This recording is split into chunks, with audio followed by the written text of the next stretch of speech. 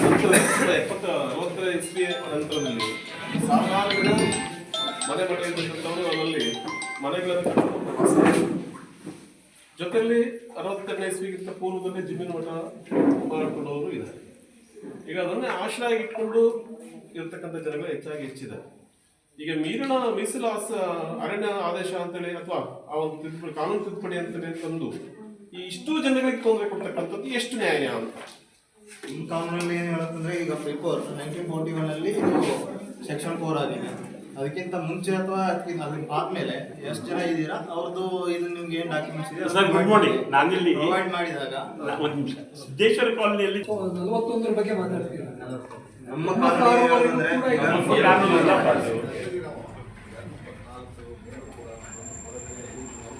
ಕರ್ನಾಟಕ ಅರಣ್ಯ ಕಾಯ್ದೆ ಅದು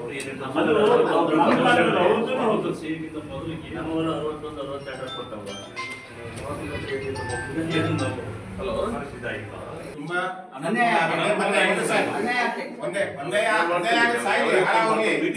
ಇವರೆಲ್ಲರೇ ಭೂ ಕಬಳಿಕೆ ಹಾಕಿಬಿಟ್ರೆ ಅಂದ್ರೆ ಜನಗಳು ಏನ್ ಮಾಡಿ ಸಾಯ್ತಾರೆ ಇಲ್ಲಿ. ಗಂಡ ಹೆಂಡತಿ ಈಗ ಅಲ್ಲ, ಈಗ ನಾನು ಒಂದ್ಸರಿ ಹೋಗಿ ಬಂದು ಕೋರ್ಟಿಗೆ ಬೆಂಗಳೂರು ಭೂ ಕಬಳಿಕೆ ಕೋರ್ಟಿಗೆ ಜಮೀನು ವಿಚಾರದಲ್ಲಿ ಇದೇ ತರ ನಮ್ಮ ಹತ್ರ ಪಾಲಿಸ್ ಮಾಡಿ ನೀವೆಲ್ಲ ನೀವಂದ್ರೆ ನಿಮ್ಮ ಅಧಿಕಾರಿಗಳೆಲ್ಲ ಕೇಳ್ಕೊಂಡು ಲಾಸ್ಟ್ ಒಂದು ದಿವಸ ನಮ್ಗೆಲ್ಲ ಸಮಸ್ಯೆ ಬಂದ್ಬಿಟ್ಟು ತಂದ್ಕೊಟ್ಟಂತ ನಮ್ಮ ಸಂಸ್ಥೆ ಅಧಿಕಾರಿಗಳು ಒಂದು ನಿಮಿಷ ಬೆಂಗಳೂರಿಗೆ ಹೋಗಿ ನಾವು ಬೆಂಗಳೂರಿಗೆ ಹೋಗ್ಬೇಕಾದ್ರೆ ಹಾಗೆ ಆಗಲ್ಲ ಸರ್. ಅಲ್ಲಿ ಒಂದು ಲಾಯರ್ 25-30 ಸಾವಿರ ರೂಪಾಯಿ ಕೇಳ್ತಾರೆ ಒಬ್ಬರಿಗೆ. ಆಯ್ತು ಅಲ್ಲ, ಭೂ ಕಬಳಿಕೆ ಕೋರ್ಟಲ್ಲಿ 25-30 ಸಾವಿರ ರೂಪಾಯಿ ಕೇಳ್ತಾರೆ ಸರ್ ಒಂದು ಕೇಸಿಗೆ.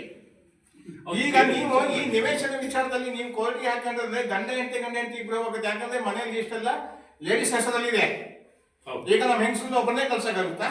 ಅವ್ರಿಗೆ ನಾವು ಹೋಗಬೇಕಾಗ ಸರ್. ಅವರು ಈ ಪ್ರಶ್ನೆ ನಿಮ್ಗೆ ಕೇಳ್ತಿದ್ದಾರೆ. ಹೌದು, ನಾವು ಕೇಳ್ತಾ ಇದೀವಿ ಸರ್. ಈಗ ಗಂಡ ಹೆಂಡತಿ ಹೋದ್ರೆ 10-20 ಬೇಡ, ಒಂದ್ಸರಿ ಹೋದ್ರು ಕ್ಲೋಸ್ ಆಗುತ್ತೆ ಸರ್. ಒಂದ್ಸರಿ ಹೋದ್ರು ಏನೋ ಸರಿ ಇದ್ರೆ ಏನ್ ಮಾಡ್ಬೇಕು ಸರ್? ವಿಷ ತಗೊಳ್ಬೇಕಾಗತ್ತೆ. ನಿಮ್ಮ ಆಫೀಸ್ ಎದುರುಗಡೆ ಬಂದು ವಿಷ ತಗೊಳ್ಬೇಕಾಗತ್ತೆ ಗಂಡ ಹೆಂಡತಿ ಎಲ್ಲ. ಅದಕ್ಕೆ ಕಾರಣ ನೀವೇ ಆಗ್ತೀರಾ. ಕರ್ನಾಟಕ ಅರಣ್ಯ ಕಾಯ್ದೆ ಅದಕ್ಕೆ ಪರಿಹಾರ ಕೊಡ್ಬೇಕಾಗತ್ತೆ. 1963 ಏನು ಹೇಳುತ್ತೆ, ಬಿಫೋರ್ ಸೆಕ್ಷನ್ 4 ನಾವು ಸೆಕ್ಷನ್ 4 ಮಾಡಿ ಸರ್ಗೆ ಕೊಡ್ತೀವಿ, FSO ಸರ್ಗೆ ಈ ತರ ನಾವಳಿಗಳು ನಡೆಸ್ರಿ ಅಂತೇಳಿ. ನಾವು ಅವರಲ್ಲಿ ಏನ್ ಮಾಡ್ತಾರೆ ಅಂದ್ರೆ ನೆಕ್ಸ್ಟ್ ಹೌದು ಯಾವ್ದು ನಿಮ್ ಕಡೆ ಏನೇನಿದೆ ಡಾಕ್ಯುಮೆಂಟ್ಸ್ ಅದನ್ನೆಲ್ಲ ಡಾಕ್ಯುಮೆಂಟ್ಸ್ 10 ಸಾರಿ ಕೊಟ್ಟಾಗ ಇದೇ ವಿಚಾರವಾಗಿ ನಾವು ಹೋಗ್ತೀವಿ.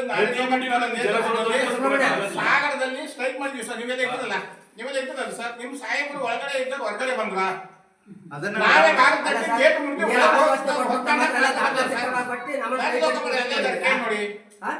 ಆಮೇಲೆ ಬಂದು ನಿಮ್ಗೆ ಒಂದು ಒಪಿನಿಯನ್ಸ್ ಲೆಟರ್ ಕೊಡ್ತೇವೆ ಅಂತ ಹೇಳಿ ಒಂದು ಡೇಟ್ ತಗೊಂಡ್ರು. ಏನು ಕೊಟ್ಟಿಲ್ಲ ಇವತ್ತಿನವರೆಗೂ ಏನು ಕೊಟ್ಟಿಲ್ಲ. ಕೇಳಿ ನಾವೆಲ್ಲ ಕೊಟ್ಟೆ ಅವತ್ತೇನ್ ರಿಪೋರ್ಟ್ ಕಳ್ಸ್ಬೇಕಂತ ಹೇಳಿದ್ರು ಸರ್. ಅದು ಕಳ್ಸಿದ್ಕೆ ಈಗ ಮತ್ತೆ ಮೀಟಿಂಗ್ ಆಗ್ತಾ ಇರೋದು. ಏನು ಸರ್ ನೀವು ಇದೇ ತಿಂಗಳ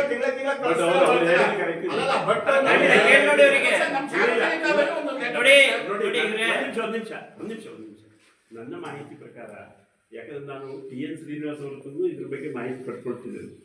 ಅವರು ಯಾವ ಡೇಟಲ್ಲಿ ನಮಗೆ ಅರಣ್ಯ ವ್ಯವಸ್ಥಾಪನೆ ಜೊತೆ ಕರೆಸ್ಪಾಂಡೆನ್ಸ್ ಮಾಡ್ತೇವೆ ಅಂದಿರೋ ಆ ಡೇಟ್ ಒಳಗೇನೆ ನಮ್ಗೆ ಕರೆಸ್ಪಾಂಡ್ ಮಾಡಿದ್ದಾರೆ. ಆ ಕರೆಸ್ಪಾಂಡ್ ಮಾಡಿದ ಆಧಾರದ ಮೇಲೇ ಇದಾಗುತ್ತೆ. ಇಲ್ಲಿ ನಾಗರಾಜ್ ಅವರು ಹೇಳೋ ಪ್ರಶ್ನೆ ಪ್ರಸ್ತುತ ಆಗುತ್ತೆ. ಏನಂದರೆ, ನಾವು ಮೇಲಿನ ಮೇಲೆ ನೋಟಿಸ್ ಮಾಡಿ ನಾವು ಬಂದು ನೀವು ಅದನ್ನೇ ಮಾಡೋದ್ರಿಂದ ನಾವು ಯಾಕೆ ಬರಬೇಕು ಅಂತ. ಇದ್ರಲ್ಲಿ ನಾನು ಹೇಳೋದೇನೆಂದರೆ, ನೋಟಿಸ್ ಕೊಡೋದು ನಮ್ಮ ಕರ್ತವ್ಯ. ಮತ್ತು ಕಾಯ್ದೆ ಏನು ಹೇಳುತ್ತೆ ಅಂತ ನಾವು ಹೇಳಿದ್ದೇವೆ. ಆಲ್ಮೋಸ್ಟ್ ಇದರ ಅಂತಿಮ ಉತ್ತರ ಏನು ಅಂತಲೂ ಹೇಳಿದ್ದೇವೆ. ಅಂತಿಮ ಉತ್ತರ ನಮ್ಗೆ ಗೊತ್ತಿದ್ರು ಆ ಪ್ರೊಸೀಜರ್ ಫಾಲೋ ಮಾಡ್ದೇನೆ ನಾವು ರಿವೈಸ್ಡ್ ಇದನ್ನು ಬರಲಿಕ್ಕೆ ಬರೋದಿಲ್ಲ. ನನಗೆ ಜನ ಹೇಳಿದ್ದು ಎಷ್ಟೇ ಸರಿ ಅಂತ ಗೊತ್ತಿದ್ರು ಈ ಸೆಕ್ಷನ್ 17ರ ಪ್ರಸ್ತಾವನೆಯನ್ನು ಸರ್ಕಾರಕ್ಕೆ ಜಿಲ್ಲಾಧಿಕಾರಿಗಳ ಮುಖಾಂತರ ಸಲ್ಲಿಸಬೇಕಾಗಿದ್ದರಿಂದ ಸಲ್ಲಿಸುವಾಗ ಉಪ ಅರಣ್ಯ ಸಂರಕ್ಷಣಾಧಿಕಾರಿಗಳ ಜಂಟಿ ಸಹಿಯನ್ನು ಪಡಿಬೇಕಾಗಿರೋದ್ರಿಂದ ಕಾಯ್ದೆಗೆ ಅನುಗುಣವಾಗಿ ಇದೆ ಅಂತ ಅವ್ರು ಒಪ್ಪಿಗೆ ಇಲ್ಲದೇ ಇದ್ದರೆ ನಮಗದು ಉಳಿದಂತೆ ಎಷ್ಟೇ ಜನರಿಗೆ ನ್ಯಾಯ ಕೊಡಬೇಕು ಅಂತ ನಾವು ಮಾಡಿದ ಆದೇಶ ಇದ್ರೂ ಅವರ ಜಂಟಿ ಸಹಿಯನ್ನು ಪಡೀಲಿಕ್ಕೆ ಸಾಧ್ಯ ಆಗುವುದಿಲ್ಲ. ಆದ್ದರಿಂದ ಸುಪ್ರೀಂ ಕೋರ್ಟ್ನವರು ಹಳೆಯ ಪ್ರಕರಣ ಆದ್ರೂ ಮುಗಿಸಿ ಅಂತ ಹೇಳಿದ್ರಿಂದ ನಾನು ಆ ಪ್ರೊಸೀಜರನ್ನು ಕಂಪ್ಲೀಟ್ ಮಾಡಿಕೊಂಡು ನನಗನ್ಸುತ್ತೆ ನಾನೇನು ಈ ಹಾಜರಾಗಿ 254 ಜನ ಏನು ಕೊಟ್ಟಿಲ್ಲ ಅವರಿಗೂ ಕೊಟ್ಟಿದ್ದೇವೆ. ಇದೇ ಹೊತ್ತಿಗೆ ಬಂದು ಮಾಡ್ತೇವೆ. ನಾವು ನೋಟಿಸ್ ಕೊಟ್ಟಿದ್ದೇವೆ ಅಂತ ನೀವು ಕೆಲಸ ಇದ್ರೆ ಬಿಟ್ಕೊಂಡು ಬರಬೇಡಿ. ಆ ಪ್ರೊಸೀಜರ್ ಕಂಪ್ಲೀಟ್ ಮಾಡ್ಲಿಕ್ಕೆ ನಾವು ಮಾಡಿರುವಂಥದ್ದು. ಬಂದ್ರೆ ಈ ತರ ಹೇಳ್ತಾರೆ, ಬಡದವ್ರು ಯಾರು ಬಂದಿಲ್ಲ ಅಂತ. ಇಲ್ಲ ಇಲ್ಲ ದಯವಿಟ್ಟು ಸುಬ್ರಹ್ಮಣ್ಯ ಅವರೇ, ನೀವು ಮಾತಾಡೋದ್ರಲ್ಲಿ ಅರ್ಥ ಇರಬೇಕು. ಒಂದು ನಿಮಿಷ, ನೀವು ವಯಸ್ಸಾದವರು ಪ್ರೊಸೀಜರ್ ಪ್ರಕಾರ ನೋಟಿಸ್ ಕೊಡಬೇಕು ಅಂತ ಹೇಳಿ ನೋಟಿಸ್ ಕೊಟ್ಟು ಬಾರದೇ ಇದ್ರೆ ಬರ್ಲಿಲ್ಲ ಅಂತ ಬರೆದ್ರೆ ಮತ್ತೇನ್ ಮಾಡ್ಬೇಕು? ಅದೇ ಮತ್ತೆ ಅದು that cannot be complaint against me.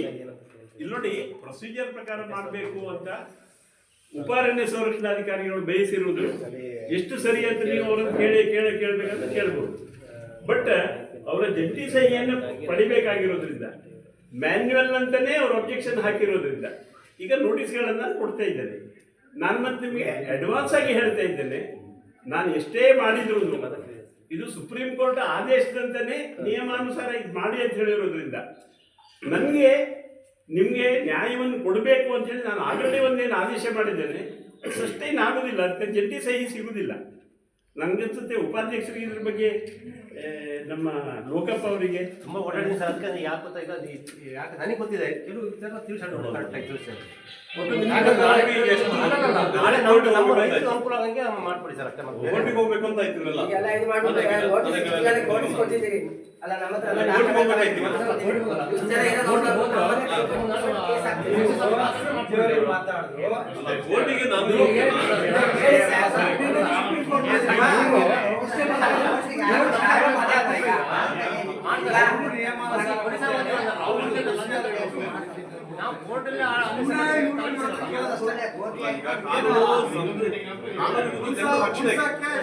ಈಗ ಸರ್ ಏನಿಷ್ಟು ತನಕ ಹೇಳಿದ್ರು ಅದನ್ನು ಇದನ್ನ ಮಾಡಿ ಹೇಳೋದಂದ್ರೆ, ಅವರು ಮತ್ತು ಸಾಹೇಬರಾಗಲಿ, ಉಪಾರಣ್ಯ ಸಂರಕ್ಷಣಾಧಿಕಾರಿಗಳಾಗಲಿ, ಅರಣ್ಯ ವ್ಯವಸ್ಥಾಪನಾಧಿಕಾರಿಗಳಾಗಲಿ ಯಾರು ಕಾನೂನಿಗಿಂತ ಮೇಲಲ್ಲ.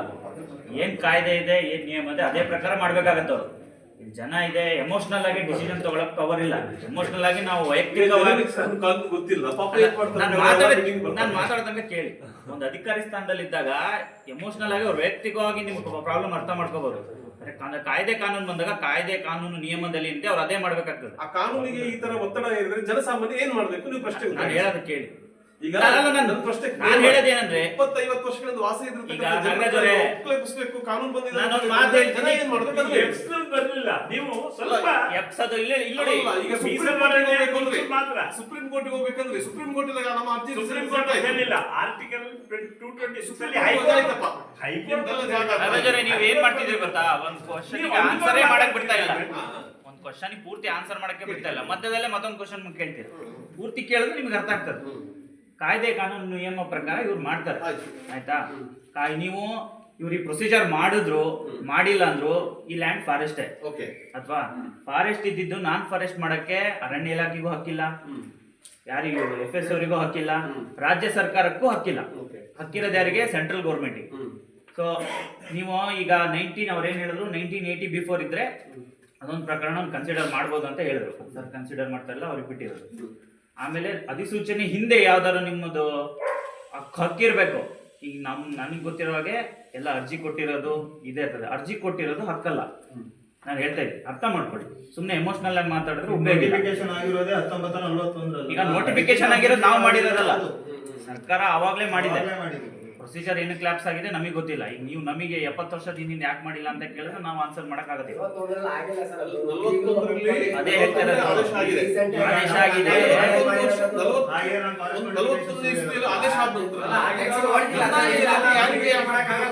ಅದೇ ಹೇಳ್ತಾರೆ. ನಾನು ಹೇಳ್ತಾ ಇದ್ದೀನಿ ಕೇಳಿ. ತಮ್ಮ ಭೂಮಿ ಆದೇಶ ಆದ ನಂತರ ತಮ್ಮ ಭೂಮಿ ರಕ್ಷಣೆ ಮಾಡ್ಕೋಬೇಕಿತ್ತು. ಈಗ ನಾನು ಯಾಕೆ ಬಿಟ್ಟು ಕೂತ್ಕೊಳ್ತು? ನಾನು ಮುಂದೆ ಹೇಳ್ತಾ ಇದ್ದೀನಿ, ದಾಟಬೇಡ ಅಂದ್ರೆ ದಾಟದೇ ಇರ್ಲಿಕ್ಕೆ ಆಗತ್ತಾ ಸರ್? ಈಗ ನೀವು ಕೇಳ್ತಿರೋ ಕ್ವಶನ್ ಹೇಗಿದೆ ಅಂದ್ರೆ, ನಾವು ಒತ್ತುವರಿ ಮಾಡದೆ ನೀವು ಕಾಪಾಡ್ಕೋಬೇಕಿತ್ತು ಅನ್ನೋ ಕ್ವಶನ್ ನೀವು ಕೇಳ್ತಾ ಇದ್ದೀರಾ ಅಲ್ವಾ? ಈಗ ಒತ್ತುವರಿ ಆಗ್ಬಿಟ್ಟಿದೆ. ಈಗ ನಾವು ನಮ್ ಲ್ಯಾಂಡ್ ಅಂತ ನಾವು ಹೇಳ್ತಾ ಇದೀವಿ. ನಿಮ್ ಲ್ಯಾಂಡ್ ಇದ್ರೆ ನೀವು ರೆಕಾರ್ಡ್ಸ್ ಕೊಡಿ ಅಂತ ಡೈರೆಕ್ಟ್ ಆಗಿ ಕೇಳ್ತಾ ಇದೀವಿ ಅಷ್ಟೇ. ನಾವು ಹಂಗದ್ ಇಲ್ಲ ಅಂತ ನಾಳೆನೇ ಒಕ್ಲೆಪ್ಸ್ತೀವಿ ಅಂತ ಯಾರಿಗೂ ಹೇಳ್ತಾ ಇಲ್ಲ. ನಾನು ಹೇಳ್ತೀನಿ ಕೇಳಿ, ಇದು ಹೇಳ್ತಾ ಇರೋದು ಒಂದು ಪ್ರೊಸೀಜರ್ ಮಾಡಿ ಸರ್, ಪ್ರೊಸೀಜರ್ ಆಯ್ತಾ? ನಾಳೆ ಯಾರಿಗೂ ಕನ್ಫ್ಯೂಷನ್ ಆಗಬಾರ್ದು ಅಂತ ನಾನು ಹೇಳೋದ್ ಕೇಳಿ. ಆಗುದಿಲ್ಲ, ನಾನು ಒಕ್ಲೆಪ್ಸೋ ಮಾತೇ ಬರ್ತಾ ಇಲ್ಲ ಇಲ್ಲಿ. ಹೇಳಲ್ಲ ಕಾನೂನೇನಾದ್ರೂ ಆದೇಶ ಬಂದ್ರೆ ಹಾ. ಅದು ವಿರುದ್ಧವಾಗಿ ಜನ ಹೋರಾಟ ಮಾಡತಕ್ಕದ್ದಕ್ಕೆ ಸಿದ್ಧತೆ ಒಕ್ಕಲೆಬ್ಬಿಸುವ ಮಾಡ್ಕೊಳ್ತಾರೆ. ಮಾತು ನಾವಿಲ್ಲಿ ಆಡ್ತಾ ಇಲ್ಲ. ನಾವು ಆಡ್ತಾ ಇಲ್ಲಿ ಹೋರಾಟ ರೆಕಾರ್ಡ್ಲಿ ಎಲ್ಲ ಕರೆಕ್ಟ್ ಮಾಡ್ತಾ ಇದ್ದೀವಿ. ಗಡಿ ನಿರ್ಧಾರಣೆ ಬಗ್ಗೆ ಮಾತ್ರ ಮಾತಾಡ್ತೀವಿ. ಸಾಗರ ತಾಲೂಕು ಹೋರಾಟಕ್ಕೆ ಪ್ರಸಿದ್ಧಿ ಆಗಿದೆ. ಹಿಂದೆ ಕಾಗೋಡು ಚಳವಳಿ ಕೂಡ ಇಲ್ಲದಲ್ಲೇ ಪ್ರಾರಂಭ ಆಗಿದ್ದು ಇಡೀ ದೇಶದಲ್ಲಿ. ಈಗ ಸರ್ರು ಅದೇ ಹೇಳ್ತಾ ಇರೋದು. ಭೂಮಿಯವರು ಜನರು ಸುಪ್ರೀಂ ಕೋರ್ಟ್ ಆದೇಶದಿಂದ ಒಕ್ಕಲಿಗ ಕಾನೂನು ಬಂದ್ರೆ ಅದಕ್ಕೂ ನಮ್ಮ ಸಾಗರ ತಾಲೂಕೆ ಕಾರಣ ಆಗ್ಲಿ ಸ್ಟಾರ್ಟ್ ಆಗ್ಲಿ. ಅದು ನಿಮ್ಮ ಹಕ್ಕು, ನೀವು ಮಾಡಿ. ನಾವು ಮಾಡ್ಬೇಡ್ರಿ ಅಂತ ನಾವ್ ಹೇಳ್ತಾ ಇಲ್ಲ. ನೀವು ಮಾತಂದ್ರೆ ಅದೇ ಹೇಳ್ತಾ ಇದ್ರೆ ನೀವು ಉತ್ತರ ಕೊಡೋ, ನಾವು ಸುಮ್ಮನೆ ಬೇಕಾಗುತ್ತೆ. ಯಾವ ಅಧಿಕಾರಿಗಳೇ ಆಗ್ಲಿ ನೀವು ಅದಕ್ಕೆ ರೆಡಿ ಇಲ್ಲ ಅಂದ್ರೆ ನಾಲ್ಕು ಸರಿ ದಾಖಲೆ ಮಾಡ್ಕೊಂಡಿದ್ದಾರೆ. ಅಲ್ಲ ಸರ್, ನೀವು ಇದು ಏನಾಗುತ್ತೆ? ತೆಂಗಿನಕಾಯಿ ಈಗ ಕರ್ತ ಚರ್ಚೆ ಮಾಡೋದಾಗಿದೆ. ಹೇಳಿದ್ದೇ ಕ್ವಶನ್ ಪದೇ ಪದೇ